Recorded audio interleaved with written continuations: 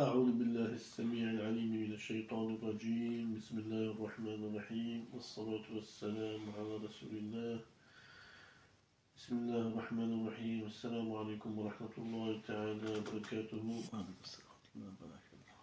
Chers frères, chères sœurs, tout d'abord nous vous saluons avec la meilleure des salutations qui est la salutation de l'islam et nous demandons à Allah subhanahu wa ta'ala sa protection contre Satan le lapidé. Et que la prière et la paix sur le prophète Mohammed sallallahu alayhi wa sallam, sur sa famille, ses compagnons et tous ceux qui le suivent jusqu'au jour de la résurrection. Aujourd'hui nous attaquons la 30e leçon de Salat wa Zakat. Nous avions vu précédemment les versets dans la sourate Dhariyat où Allah subhanahu wa ta'ala avait élargi. Après tout cela, le serviteur de Allah subhanahu wa ta'ala, il a été dit que après tout cela, le serviteur d'Allah subhanahu wa ta'ala se permet de désobéir à Allah subhanahu wa ta'ala. Aujourd'hui, dans cette leçon, nous allons donner des conseils concernant tout ce qui a été vu dans Salat wa Zakat. Malgré toute la puissance que nous avons vue dans les versets et dans les hadiths qui ont été mentionnés, le serviteur d'Allah subhanahu wa ta'ala n'est pas à la hauteur car toujours il désobéit à Allah subhanahu wa ta'ala.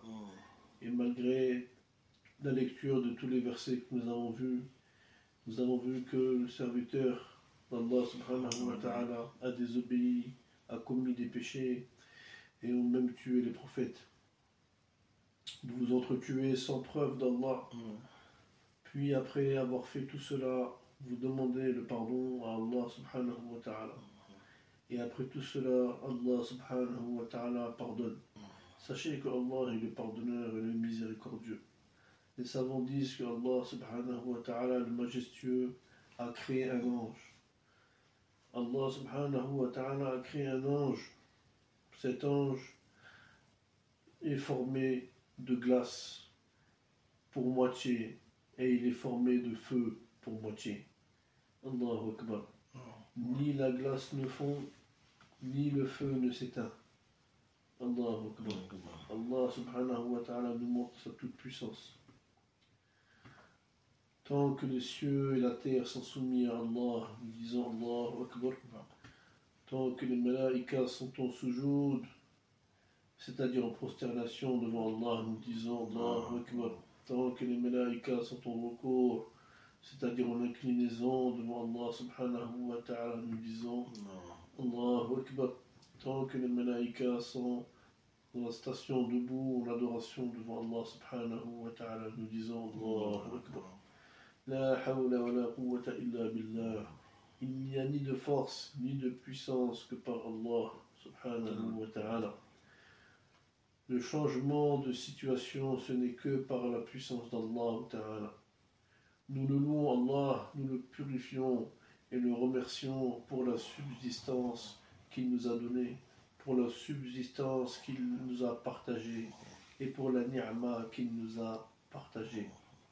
Nous demandons aide à Allah ta'ala, le service qu'il nous rend dans ce monde ici-bas et dans l'au-delà. Nous demandons à Allah ta'ala qu'il nous affranchisse du feu de l'enfer et qu'il affranchisse nos pères du feu de l'enfer et nos mères du feu de l'enfer et qu'il affranchisse nos enfants du feu de l'enfer et qu'il affranchisse nos savants du feu de l'enfer. Amin ya Rabbil Alamin. Sachez, serviteurs d'Allah, que le messager d'Allah subhanahu wa ta'ala annonce son message et a rendu la confiance et a été sincère avec sa communauté et a fait l'effort sur le sentier d'Allah subhanahu wa ta'ala, sur le vrai visage de son effort jusqu'à ce que la mort l'atteint. Témoignons qu'il a transmis le message. Craignez Allah, ô serviteurs d'Allah, et sachez que Allah nous a donné la subsistance et c'est lui seul qui a fait ça. C'est aussi lui que l'on doit adorer et c'est lui qui doit faire la loi, et c'est vers lui que nous devons retourner. Et c'est lui le juge des juges. Sache que Allah subhanahu wa ta'ala a un grand étranger. Parmi ces étrangers, c'est le Ramadan. Le Ramadan Karim. Le Ramadan, le mois du Ramadan qui apparaît sur nous une fois dans l'année. C'est un étranger qui vient et qui s'en va. À chaque fois qu'il vient, il vient avec la miséricorde d'Allah Ta'ala. Et il vient nous visiter avec le pardon d'Allah Ta'ala et l'affranchissement du feu de l'enfer, en nous donnant le dos et en nous laissant la santé avec le dévouement et avec une grande joie qui s'appelle la fête de Eid al-Fitr. Nous, les serviteurs d'Allah Ta'ala, le jour-là, nous devons œuvrer de bons actes qui nous donnent des bénéfices et des récompenses. Nous trouvons 3 fêtes dans notre religion, 2 dans l'année et 1 dans la semaine. Chaque semaine, nous avons une fête qui est le vendredi. Les 2 autres dans l'année, ce sont Eid al-Fitr et Eid al-Adha. Dans un hadith qui est rapporté par Ibn Shahabi, le prophète sallallahu alayhi wa sallam priait le jour de la fête de l'Fitr, Eid al-Fitr, et il faisait la prière aussi dans le jour de l'Adha avant le khutbah, le sermon. Abu Bakr et Omar faisaient comme le prophète sallallahu alayhi wa sallam. Le prophète sallallahu alayhi wa sallam nous a interdit de jeûner le jour-là. Il nous a permis de manger le jour du Fitr avant d'aller à la mosquée. Et il nous a ordonné pour le Eid al-Adha que l'on doit s'abstenir jusqu'à revenir de la prière de l'Eid al-Adha. Donc voici la distinction entre les deux. Pour la première, nous mangeons avant de partir, et pour l'autre, nous mangeons que après être revenus à la maison. D'après un hadith de Hisham ibn Urwa, selon son père, il mangeait le matin de l'Eid al-Fitr avant qu'il aille à la mosquée. L'imam Malik a dit que les gens ne faisaient pas cela pendant l'Eid al-Adha. Le prophète sallallahu alayhi wa sallam ne mangeait pas avant la prière de Eid al-Adha. Mais ne faisait pas comme cela pour la prière de l'Eid al-Fitr. C'est autorisé de craindre Allah Ta'ala qu'il a créé de l'argile et après de sang coagulé et après il l'a rendu chair. Et sache que Allah Ta'ala a débuté la création de l'être humain de la terre argile et de l'argile malaxée. Le premier homme qui a été créé de Turab est notre père Adam alayhi salam. Puis il a créé tout le fils d'Adam à partir d'une goutte de sperme. Et pour la véracité de cette parole, Allah subhanahu wa ta'ala a dit dans la sourate 22, Al-Hajj, au verset 5, يا أيها الناس إن كنتم في ريب من البعث فإنا خلقناكم من تراب ثم من نطفة ثم من علقة ثم من مضغة مخلقة وغير مخلقة لنبين لكم ونقر في الأرحام ما نشاء إلى أجل مسمى ثم نخرجكم طفلا ثم لتبلغوا أشدكم ومنكم من يتوفى ومنكم من يرد إلى أرذل العمر لكي لا يعلم من بعد علم شيئا وترى الأرض هامدة فإذا أنزلنا عليها الماء اهتزت وربت وأنبتت من كل زوج بهيج. Allah subhanahu wa ta'ala nous dit: ô les hommes, si vous êtes dans le doute au sujet du jugement dernier, certes c'est nous qui vous avons créé de terre,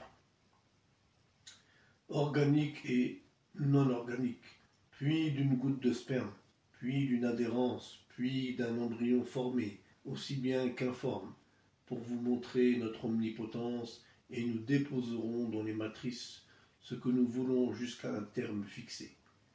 Puis nous vous en sortirons à l'état de bébé, pour qu'ensuite vous atteigniez votre maturité. Il en est parmi vous qui meurent jeunes, tandis que d'autres parviennent au plus vil de l'âge, si bien qu'ils ne savent plus rien de ce qu'ils connaissaient auparavant. De même, tu vois la terre desséchée dès que nous l'arrosons de pluie pour se gonfler et se couvrir de toutes sortes de couples de plantes luxuriantes.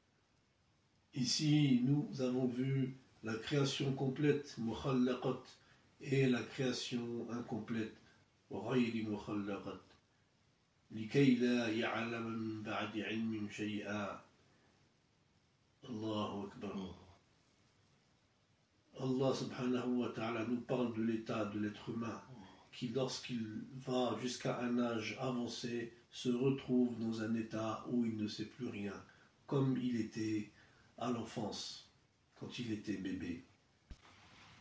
Dans la sourate 23, Al-Mu'minun, Allah subhanahu wa ta'ala nous dit وَلَقَدْ خَلَقْنَا الْإِنسَانَ مِنْ سُلَالَةٍ مِنْ طِينٍ.